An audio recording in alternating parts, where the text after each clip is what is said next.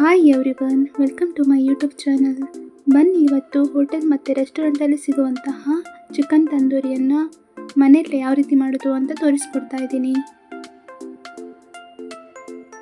ನಾನು ಹೇಳುವಂಥ ಕೆಲವೊಂದು ಸುಲಭವಾದ ಟಿಪ್ಸನ್ನು ಫಾಲೋ ಮಾಡೋದ್ರಿಂದ ಮನೆಯಲ್ಲೇ ಹೋಟೆಲ್ ಸ್ಟೈಲಲ್ಲಿ ಚಿಕನ್ ತಂದೂರಿಯನ್ನು ಮಾಡ್ಕೋಬೋದು.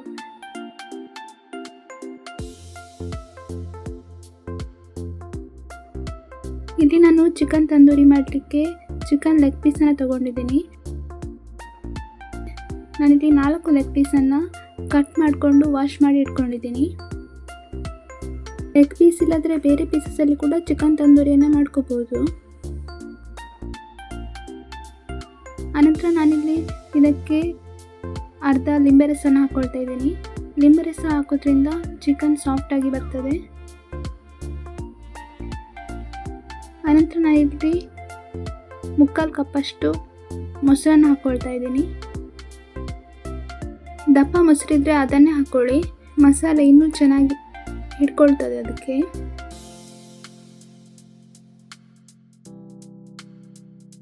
ನಂತರ ಇದಕ್ಕೆ 1 teaspoon yellow powder, 2 teaspoon chilli powder, 1 spoon ಕೊತ್ತಂಬರಿ powder, 1 small spoon pepper powder ಮತ್ತು ಕಸೂರಿ ಮೆಥಿಯನ್ನು ಹಾಕ್ಕೊಳ್ತಾ ಇದ್ದೀನಿ. ಕಸೂರಿ ಮೆಥಿ ಆಪ್ಷನಲ್, ಹಾಕ್ತಿದ್ರು ಸಹ ಆಗ್ತದೆ. ನಂತರ 1 ದೊಡ್ಡ ಸ್ಪೂನಷ್ಟು ಶುಂಠಿ ಬೆಳ್ಳುಳ್ಳಿ ಪೇಸ್ಟ್ ಮತ್ತು ಸ್ವಲ್ಪ ಉಪ್ಪು. ಇದಕ್ಕೆ ಮೇನ್ ಇಂಗ್ರೀಡಿಯೆಂಟ್ ಅಂದರೆ ತಂದೂರಿ ಮಸಾಲ ಪೌಡರು. ತಂದೂರಿ ಮಸಾಲ ಪೌಡರ್ ಸಿಗದೇ ಇದ್ದರೆ ಚಿಕನ್ ಮಸಾಲ ಪೌಡರನ್ನು ಕೂಡ ಹಾಕ್ಕೋಬೋದು. ನಾನಿದಕ್ಕೆ 2.5 ಸ್ಪೂನಷ್ಟು ತಂದೂರಿ ಮಸಾಲ ಪೌಡರನ್ನ ಹಾಕ್ಕೊಂಡಿದ್ದೀನಿ. ತಂದೂರಿ ಮಸಾಲ ಪೌಡರಲ್ಲಿ ಉಪ್ಪು ಖಾರ ಎಲ್ಲ ಇರ್ತದೆ, ಅದರಿಂದಾಗಿ ಉಪ್ಪನ್ನು ಸ್ವಲ್ಪ ನೋಡಿಕೊಂಡು ಕಮ್ಮಿನೇ ಹಾಕ್ಕೊಳ್ಳೋದು ಒಳ್ಳೆಯದು. ಇದೆಲ್ಲ ಚೆನ್ನಾಗಿ ಕಲಸಿದ ನಂತರ ಇದನ್ನು ಮಿನಿಮಮ್ ಅಂದರೂ 1 ಅವರ್ ಆದರೂ ನೆನೆಲಿಕ್ಕೆ ಬಿಡಬೇಕು. 1 ಅವರ್ ಇಲ್ಲಾಂದರೆ ಅರ್ಧ ಗಂಟೆ ಆದರೂ ನೆನೆಲಿಕ್ಕೆ ಬಿಡಬೇಕು. ಹೆಚ್ಚೆತ್ತು ನೆನೆಲಿಕ್ಕೆ ಬಿಟ್ಟಷ್ಟು ಟೇಸ್ಟ್ ಚೆನ್ನಾಗಿ ಬರ್ತದೆ. ಅಂದರೆ ನೀವು ಸಂಜೆ ಮಾಡ್ತಿದ್ರೆ ಮಧ್ಯಾಹ್ನ ಇಲ್ಲಾಂದರೆ ಬೆಳಿಗ್ಗೆನೇ ಕಲಸಿಟ್ಬಿಡಿ. ಅಂದರೆ ಉಪ್ಪು ಖಾರ ಎಲ್ಲ ಚೆನ್ನಾಗಿ ಹೀರ್ಕೊಳ್ತದಲ್ವ, ಅದರಿಂದಾಗಿ ಟೇಸ್ಟ್ ಸೂಪರಾಗಿರ್ತದೆ. ಈಗ ಚಿಕನ್ ತಂದೂರಿ ಮಾಡಲಿಕ್ಕೆ ನಾನು ಇಲ್ಲೊಂದು ಫ್ರೈಯಿಂಗ್ ಪ್ಯಾನನ್ನು ತೊಗೊಂಡಿದ್ದೀನಿ. ಅದಕ್ಕೆ 2 ಟೇಬಲ್ ಸ್ಪೂನಷ್ಟು ಬಟರನ್ನು ಹಾಕ್ಕೊಳ್ತಾ ಇದ್ದೀನಿ. ಬೆಣ್ಣೆ ಇಲ್ಲದಿದ್ದರೆ ನಾರ್ಮಲ್ ಅಡುಗೆ ಎಣ್ಣೆನೇ ಕೂಡ ಯೂಸ್ ಮಾಡ್ಕೊಳ್ಬೋದು. ಅಡುಗೆ ಎಣ್ಣೆ 3ರಿಂದ 4 ಟೇಬಲ್ ಸ್ಪೂನ್ನ ಹಾಕ್ಕೊಂಡ್ರೆ ಸಾಕಾಗ್ತದೆ. ಇದು ಸುಮಾರು 1 ಅವರಷ್ಟು ಚಿಕನ್ ನೆಂದಿದೆ. ಈಗ ಬಟರ್ ಬಿಸಿ ಆಯಿತು. ಈಗ ನಾನು ಚಿಕನ್ ಪೀಸಸನ್ನು ಜೋಡಿಸ್ಕೊಳ್ತಾ ಇದ್ದೀನಿ. ಉಳಿದಿರುವಂಥ ಮಸಾಲೆಯನ್ನು ಕೂಡ ನಾನು ಅದೇ ಚಿಕನ್ ಪೀಸಸ್ ಮೇಲೆ ಹಾಕ್ಕೊಳ್ತೇನೆ.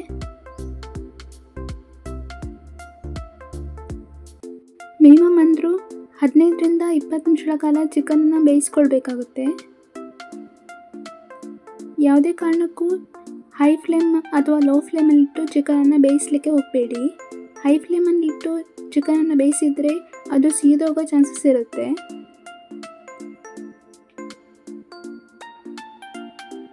ಮೀಡಿಯಮ್ ಫ್ಲೇಮಲ್ಲೇ ಇಟ್ಟು ಚಿಕನನ್ನು 5 ನಿಮಿಷಗಳಿಗೊಮ್ಮೆ ತಿರ್ಸ್ಕೊಳ್ತಾ ಬೇಯಿಸ್ಕೊಳ್ತಾ ಹೋಗಬೇಕು. ಚಿಕನ್ನ ಫ್ರೈಯಿಂಗ್ ಪ್ಯಾನಿಗೆ ಹಾಕಿದ ಕೂಡಲೇ ಚಿಕನನ್ನು ತಿರ್ಸ್ಲಿಕ್ಕೆ ಹೋಗಬೇಡಿ. ಹಾಗೆ ಮಾಡಿದರೆ ಎಲ್ಲ ಮಸಾಲೆ ಫ್ರೈಯಿಂಗ್ ಪ್ಯಾನಿಗೆ ಅಂಟ್ಕೊಳ್ತದೆ. ನಿಮ್ಮ ಹತ್ರ ಗ್ರಿಲ್ ಪ್ಯಾನ್ ಇದ್ದರೆ ಅದನ್ನೇ ಯೂಸ್ ಮಾಡ್ಕೊಳ್ಳಿ.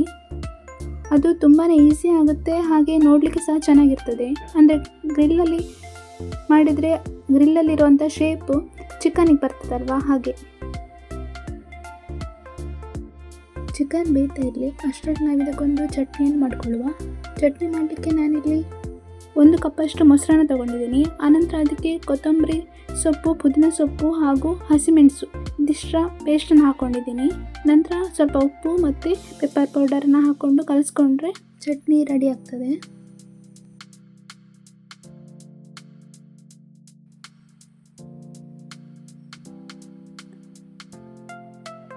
ಮಿನಿಮಮ್ ಅಂದರೆ 15ರಿಂದ 20 ನಿಮಿಷಗಳ ಕಾಲ ಚಿಕನನ್ನು ಬೇಯಿಸ್ಕೊಳ್ಬೇಕು. ಈ ರೀತಿಯಲ್ಲಿ ಚಿಕನನ್ನು ಆವಾಗವಾಗ 5 ನಿಮಿಷಕ್ಕೊಮ್ಮೆ ತಿರ್ಸ್ಕೊಂಡು ಬೇಯಿಸ್ಕೊಳ್ಬೇಕು. ಉಳಿದಿರೋ ಮಸಾಲೆಯನ್ನು ಕೂಡ ಅದೇ ಚಿಕನ್ ಪೀಸ್ಗೆ ಹಾಕ್ಕೊಂಡು ಫ್ರೈ ಮಾಡ್ಕೊಳ್ಳಿ.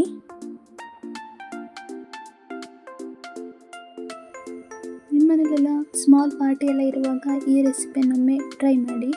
ಯಾವಾಗಲೂ ಸೇಮ್ ಚಿಕನ್ ರೆಸಿಪಿಯನ್ನು ಮಾಡೋದಕ್ಕಿಂತ ಸ್ವಲ್ಪ ಡಿಫ್ರೆಂಟ್ ಆಗಿದ್ದರೆ ಚೆನ್ನಾಗಿರ್ತದಲ್ವ, ಹಾಗೆ. ಈ ರೀತಿಯಲ್ಲಿ ಮಸಾಲನ್ನೆಲ್ಲ ಚಿಕನ್ ಪೀಸಿಗೆ ಹಾಕ್ಕೊಳ್ತಾ ಫ್ರೈ ಮಾಡ್ಕೊಳ್ತಾ ಇದ್ದೀನಿ.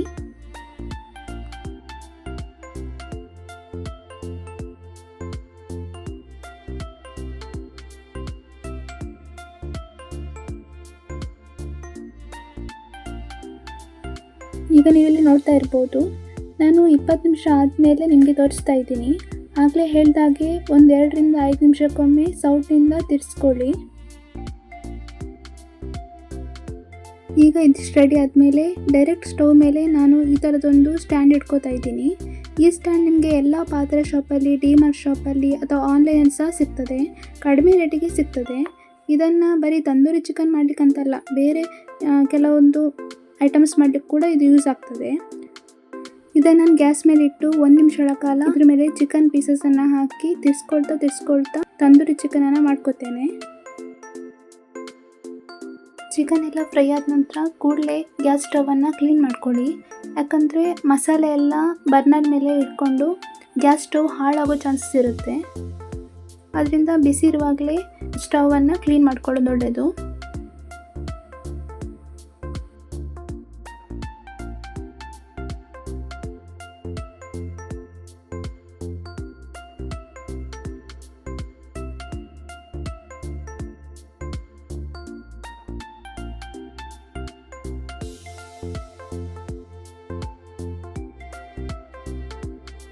ಈಗ ನೋಡ್ತಾ ಇದ್ದಾಗೆ ತಂದೂರಿ ಚಿಕನ್ ಸಹ ರೆಡಿಯಾಗಿದೆ.